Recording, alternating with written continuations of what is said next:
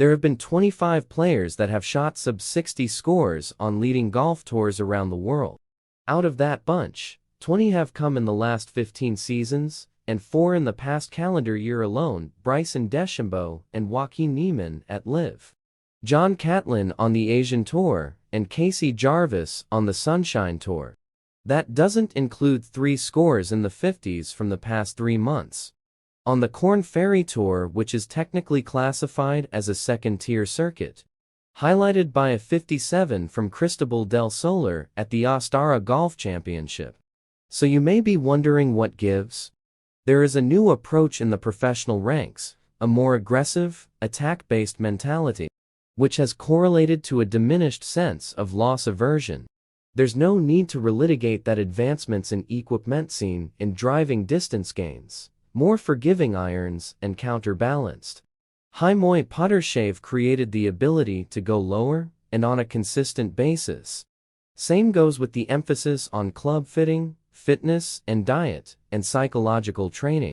But a not insignificant part of the equation is the idea of par itself, which was set on many courses during eras that do not resemble the current game.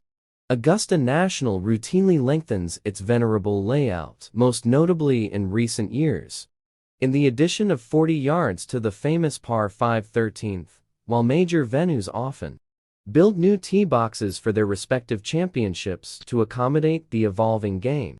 In that same breath, there's only so much officials can do to defend the course. And in the past, tournaments and governing bodies have been accused of artificially tricking up setups in order to preserve par. It begs the question if we should change our understanding of the par concept, given it's essentially a social construct to begin with. And while that's a fair question, it's also one that's far from new. Charles Price was an indelible voice in golf literature.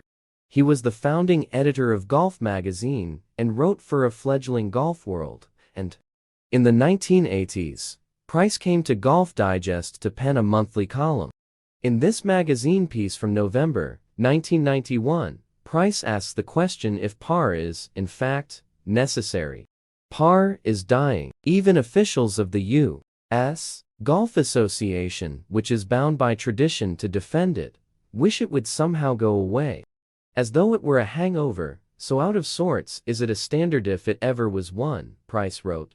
At this point in history, par is just print on a scorecard, ridiculed since the day it was written into the rules of golf, which was only 80 years ago.